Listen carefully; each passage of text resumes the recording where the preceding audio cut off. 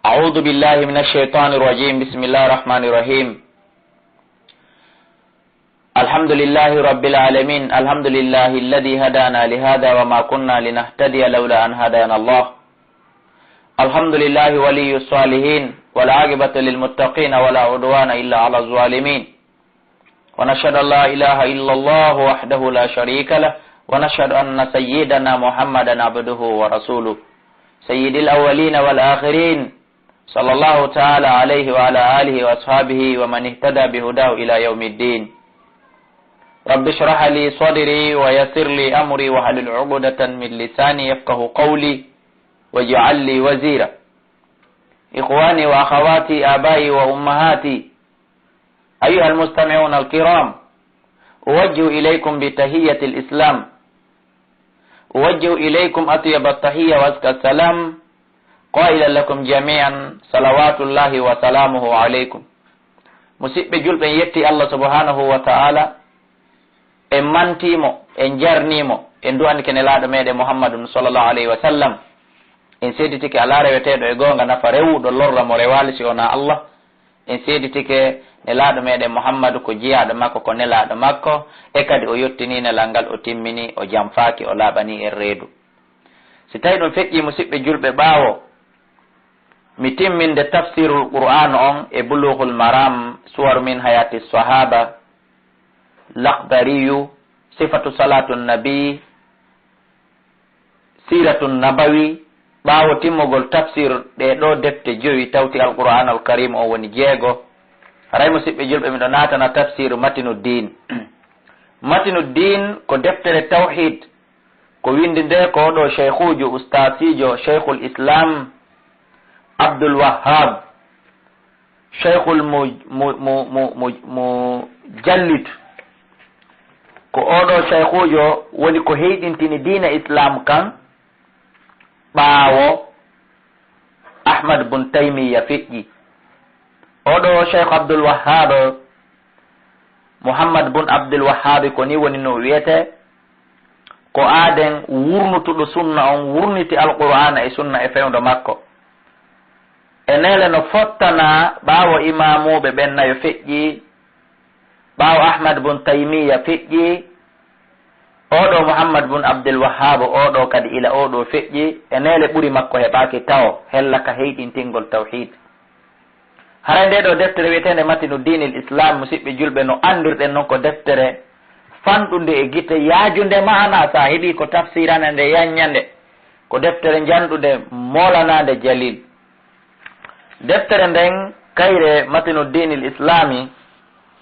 nde yewta en al usulu salata, daƴƴe tati ɗe tawata julɗo kala hino hani ɗe andude. aqida julɗon wawata sellude angal andugol ɗen ɗon tati gollitiraɗe, wondude e daliliji mum ɗin. hinde yewta en kadi fi surutu salat, sartiji julde ɗin ko honɗum e honɗum, ko honɗum e honɗum waɗata ha julde nden sella ha nde fawma. kayre deftere nden nde hikkinayi ɗon kadi yewtugol en kanko cheikhujo abdul wahhab o yewta en kadi e nder mayre farillaji julde ɗin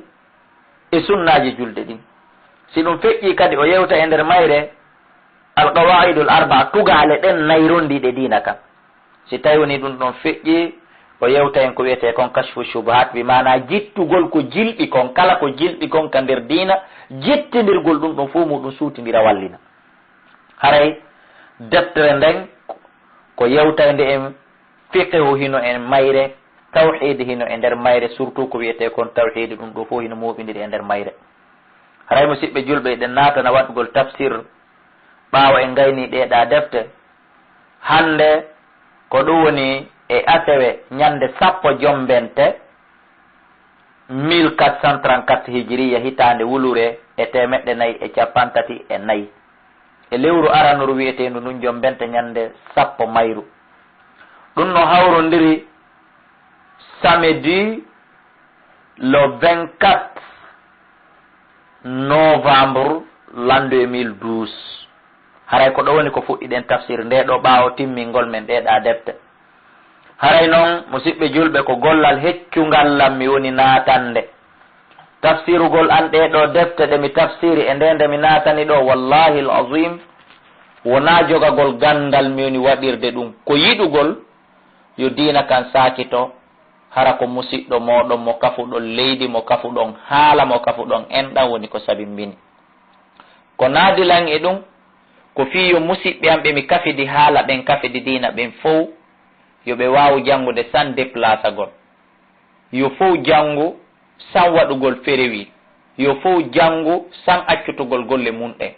voyageur jo on janga ka oto makko piloteur avion e bateau janga ka doginta ɗon remowo janga ka ngesa makko e ka dunkire makko gollowo ka bureau janga ka nder bureau makko ministre e président janga ka nder bureau muɗum yeeyowo o njulajo o commerçant jo o janga ka nder boutique makko ne'owo o janga ka nder dingira makko sabu tafsirugol defte ɗen sakita yaha tawa goto kala ka woni hara kala mo jangali addali ganto ko ɓamara tan par ce que wawi heɓade joni on tigui yaaday e mum hino jangude haray kala ellaji e faljereji ko yiwɗon ton ko yon andu wona ɗum woni anni e an o wama iradati illa l islah wama tawfiqi illa billah min mi anniyaki mi eɓɓindanaki si wona fi yo moƴƴu ko Allah noon hawrindintala yo moƴƴu yo Allah on hawrindina haray musidɓe mo an julɓe wonɓe lan jentade kala moƴƴere ko yiwɗon ton hino firi feewi nanini laaɓi poyi yette Allah subhanahu wa ta'ala min Abdoullahi Kala komi tori ko du'a e jarnede e wallitede kala no ibnu adama wawi wallitorde ɗimo mum hakkunde matériel e hakkunde defte e ko nanditata e ɗum kala faljere ko yiwɗon ton wota juhu on wota surprise on ko suka mo on almudo mo on wonɗo ekkitade mo tawata kurasi muɗum o hino ɗuuɗi ɓuri gandal ko jogui kon anniye wingel hino janɗiyaji ɓuri gandal ko jogui kon kala faljere ko yiwɗon ton ande wona eɓɓindande an haray ko immorde an min Abdoullahi Kala e Iblisa alayhi laana mamiɗo wawi wide toode haray ko immorde Iblisa alayhi laana hay min anniye an on ko yo moƴƴu kala faljere ko yiwɗon toon mi jonna en joni adresse ji ka wawtollan noddude faljitollan yiltanollan haray faljitelan yiltanollan wallollan kalde faljere nden haran accali faljere nden sakito haray ko ɗum woni komi tori on inde nden ko Abdoullahi Kala Diallo bun Alpha Mouhammadou Wuri Kala Diallo jibinande lagine Mamoun Niagara district laabi ko village on ko Kala miɗo hoɗi miɗo ñiiɓi fewndo ɗo ko capital men Conakry ɗo e quartier wiyeteɗo cimenterie Baylo Baya numéro téléphone kala faalaɗo noddudelan faljitalan kala faalaɗo noddudelan jarnalan kala faalaɗo noddudelan jannalan ma waajolan eyno numéro téléphone ji nayyi nanduɗi Sotelgui Selcom Orange Intercell fo muɗum ko gotum on waɗay ka Orange 68 60 53 09 ka Selcom 67 60 53 09 ka Intercell 63 60 53 09 ka Sotelgui 60 60 53 09 miɗo jogui adresse kadi ka email ka Facebook on waɗa Elaji Abdoullahi Kala @yahoo.fr ɗi adresse ji ɗo joyi musidɓe julɓe mi sakitiɗi ɗo e nder tafsirji ɗin kala ko goɗɗo faala noddude landito fiyo o yanñane ɓuri no o naniri noon ma fiyo humpito ɓuri no o naniri noon yo nodde ɗiɗo kala faalaɗo lan noddude lan faljita lan ton yiltana lan ton yo nodde ɗi adresse ji ɗo kala le kadi faalaɗo no min tindira no min yiidira himo faala lan weltanade ma du'anolan hara yo noddu e nder ɗi adresse ji ɗo haray deftere nden ko yiyeten nder ton ko darsu 1 e darsu 2 e darsu 3 haray ko no woni no yirirten e mayre inchallah haray noon hiɗen natana ko ɗum woni waɗugol tafsir mayre on kayre matinu din bismillahi rahmani rahim en firi bismillahi rahmani rahim ka tafsirul qur'an en firi bismillahi rahmani rahim e nder defte ɗe firuɗen ɗen kadi fof kono en fillitoto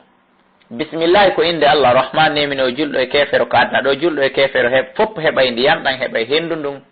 heɓay nema on heeɓi weelay feti heɓay nange nge heɓay lewru ndu kono noon arrahim ko nemino gomnimi ɓen tun kala hara ko julɓe ɓen tun heɓata e darsu en haray himo yewta en taalluma arbaa masail fi andugol masalaji nayyi ɗi tawata julɗo gorko e debbo hellifaɗo wata wonde diina makko kan sellata timmata e ɓaawo andugol ɗinay ko ɗum woni darsu en e ilam andu an o wonɗo an Abdoullahi Kala Tigre wonɗo tafsirude nde deftere fewdo ɗo e an wonɗo jentade tafsir Abdoullahi Kala ko onon ɗiɗon ko adressa eylam andu ya ahi rahimakallahu pellete Allah yurmama mo ko naduma etagol heɓa ɗi tafsirji jento ma ko naduma e sodugol matinu din jento fiino ɗon gollitira kowoni ton ma ko naduma e sodugol matinu din jooɗo inna jannayde wajorayde andu Allah yurmama ma la shakka yo taw hara Allah yurmama en kono noon faamu annahu kun yajibu hino waɗɗi alayna e dow men taalluma andugol arba masaila lande nayyi la budda min al awwal landal aranal ngal mi mana hunde aranere nden ko tata hino waɗɗi en andugol en fop men julɗo e debbo e gorko paykon e mawɗo al ilmu ko gandal hino waɗɗi goto kala e men nde janggata ta gooto jooɗo inna kañum feƴƴi janngugol wota gooto jooɗo inna kañum hewtali janngugol wota gooto jooɗo inna kañum maratan janngugol mi tuttini en ɗi haalaji tati ɗi tati yimɓe buy hino wuufi ɗi hino waɗi ɗi manankum ɓe yejjitino hadise mo alayhi aska salatu wasalam nelaɗo maki talabul ilmi min al mahdi ila llahad ɗaɓɓugol gandal ko ila ñande jibinaɗa ha ñande mayɗa wa huwa koni gandal marifatullahi ko andugol Allah goo wa marifatu nabihi e andugol annabajo makko on ɗiɗi wa marifatu dini l islam e andugol konɗum dina islam harana andirgol ɗum kadi fifina tawa wona andirgol ɗum fi wowtugol wona andirgol ɗum no andiri wo hara ko bil adilla hara ko andirgol ɗum wondude dalil ƴettaɗo ka alquran e ƴettaɗo ka sunna ɗum woni aranu ɗum masala arano on mo tata be ande mbi mana masala arano on alegoy no inni ko beeyo en janggo a thaniya masala ɗimma o alamalu bihi ko gollitirgol ko jangi ko wona janga mara wona janga mara ko jangugol gollitirta ta hulu jangowo hulu gollitirowo a salisatu masala tamma a dawatu ilayhi ko noddugol yimɓe ɓen faade ko jangi ko antun sa jangi a gollitiri haray a daɗi a dandali mimana haray timmali ko daɗi dandi ko ɗum woni ko ɗaɓɓa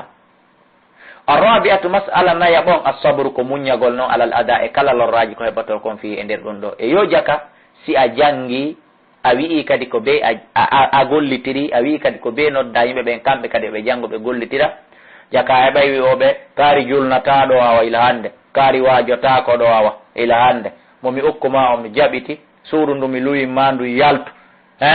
société kam mi naaduma ɗo yaltu jaka sa wi an a janggay gollitira nodda yimɓe ɓen e janngol jaka heɓay lorraji ɗum ko forcément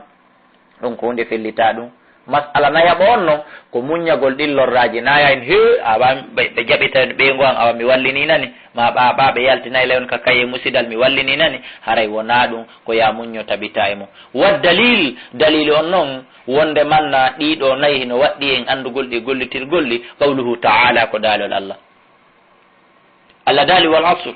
mi wondiri jamanu mi wondiri julde alansara fo hino selli saabu ɗiɗo ɗiɗi kala ko hunde mawnuɗi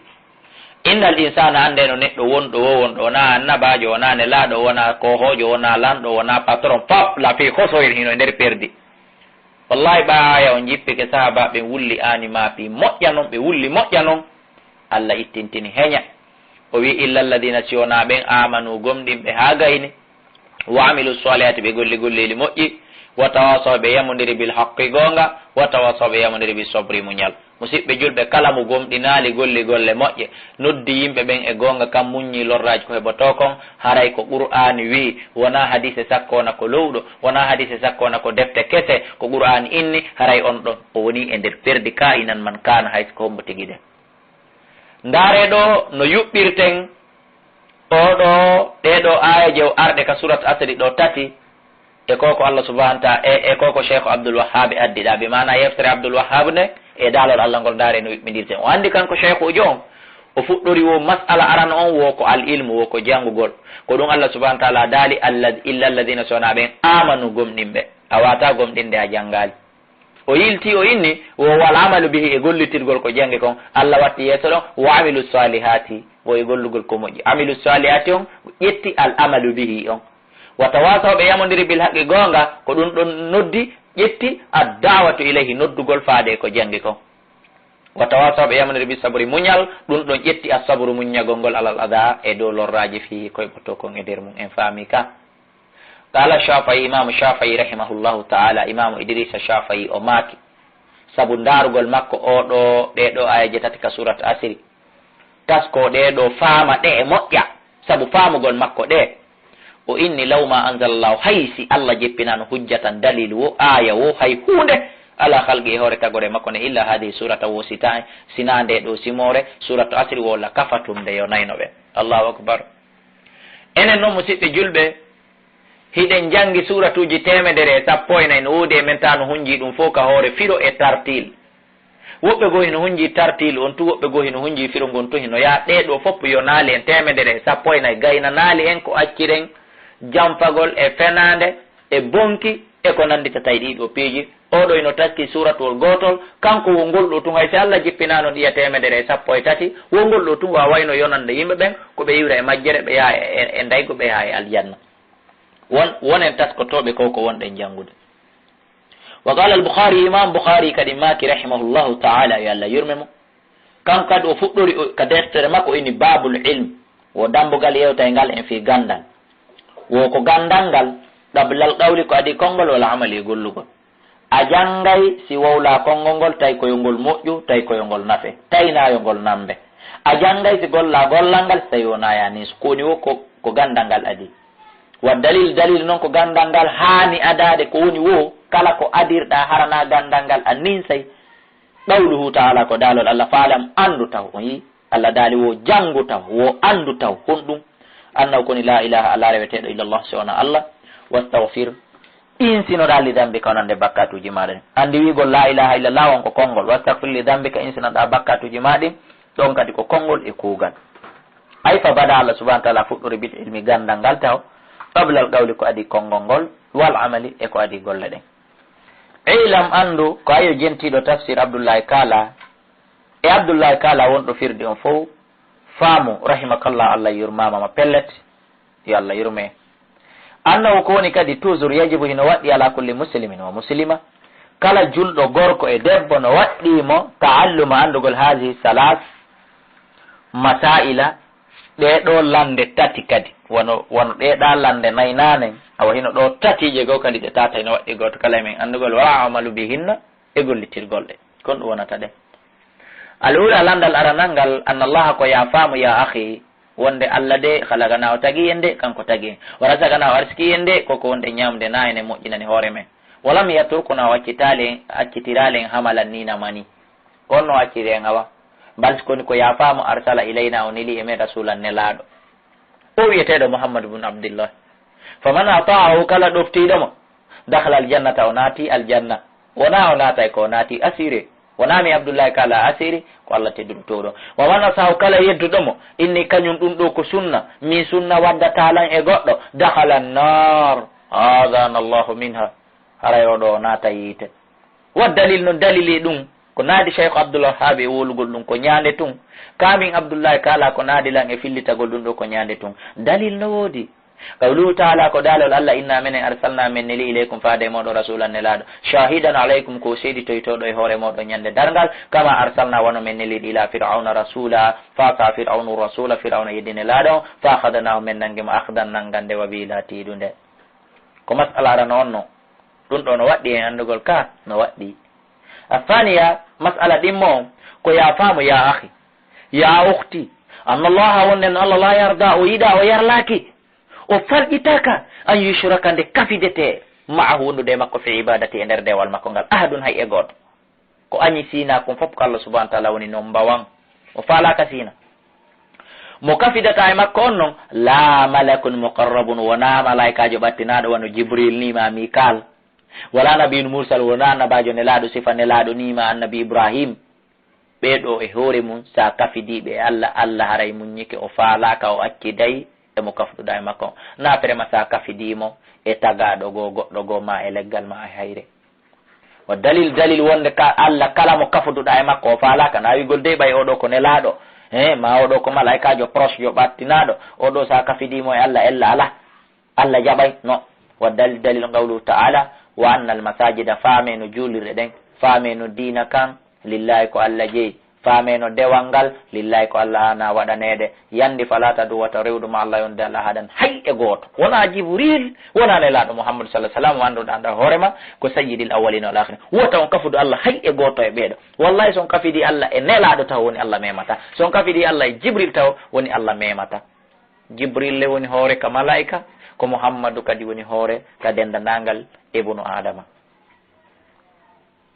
as-salisatu mas'ala ɗimmon ko ya faamu anna man ataa rasula wonde kala ɗoftiɗo nelaɗo wa wahhada allaha o wajjinɗini Allah bi mana o rewi Allah tun o shirkali konngol e kuugal la yajuzu lahu dagantako mo dey few hanantamo few mo wala to weldudugol man hadda allaha ollundiɗo Allah awalegoy on yedduɗo Allah wa rasulahu e nelaɗo makko tawi tun ko gonga ɗoftike Allah ɗoftike nelaɗo haray hanande weldidata e on yedduɗo Allah walaw kana hay si tawi noon laatike on yedduɗo Allah aqraba qaribin ko ɓurɗo ɓattade e ɓattiɓe maɓe fof bi mana hayso ko kanko heɓuma ma ko an heɓimo ma ko ɓeyguma ma ko modima haray hana weldude e makko wa dalil on qawlu taala ko daalol Allah la tajidu a tawataka hoore leydi ɗo fees ko neɓuɗa jindude qawman yimɓe yuminuna gomɗimɓe billahi Allah wal yawmil akhir yuwadduna hiɓe weldida man hadda Allah on lundiɗo Allah wa rasula walaw kanu hay noon si ɓellundiɓe laatike abahum ko babiraɓe maɓɓe aw abina'ahum aw ihwanahum aw ashiratahum ma ko ɓe gorol maɓɓe ulaika ɓen gomɗinɓe ɗon ko hatta ɓe weldida e ɓeeɗa kataba ko ɓa parlama windama haɓɓama fi gulubin ka nder ɓerɗe maɓɓe al iman wa ayyadahum Allah tiɗiniriɓe bi ruhu minhu immorde ka makko waydo felum onadayɓe jannatin tajri min tahti al anharu khalidina fiha radiyallahu anhum wa radu an ulaika ɓeeɗo hisbullah en fedde Allah nden yo Allah waɗ en jeeyaɓe fedde Allah nden enen e durriyaji men ɗi ala faam saabu inna hisballahi no fedde Allah nde humul muflihuna ko ɓe woni maleteɓɓen yo Allah waɗ en jeeyaɓe ko ɗum woni e fedde Allah nden donc si tawi noon qur'an wi a tawata gomɗinɗo Allah hino weldide emo gomɗina abada sa tawi noon goɗɗo fi himo janggi ma himo faami dina a tawimo himo weldidi e aaden kefeero harayta sikkudo aya qur'an feni ɗon mata sikkudo aya qur'an falji ɗon yilto taskoɗa moƴƴa oɗa wona o gomɗinɗo si tawi ko gomɗinɗo si Allah yewti yewtere sa yeehi ha ƴaɓike kadule a tawata contraire mayre donc haray ko ya faamu o gomɗina ko ya faamu iman makko on timma hayso ko kanko on imam on nokkel kaare hayso ko kanko on ustade janno on nokkel kaare hayso tawi ko kanko on mufti on nokkel kaare sa yi tun o weldidi e haɓuɗo Allah emo weldida e Allah wota sikkito wota waɗo e ɗiɗi haray iman makko o natimoɗo e Allah subahana taala on danɓe ilam andu toujours an o wonɗo jentade o tafsir arshadakallahu Allah on fewnima li taati fi ɗoftagol mo anna alhanafiya anduno ka dina fewka millata ibrahima dina ka annabi ibrahima rewiri Allah kan kon ɗum woni kan han tabudallaha ko nde rewata Allah wahdahu kanko ton hara sirka naalimo konngol e kuugal mukhlisa allahu dina laɓɓinanamo dina kan wa bidalika ko sabu ɗum amara Allah on yamiri jami an nasi dendanangal yimɓe ɓen wa halaqahum o tagiri ɓe laha fi ɗum kadi kama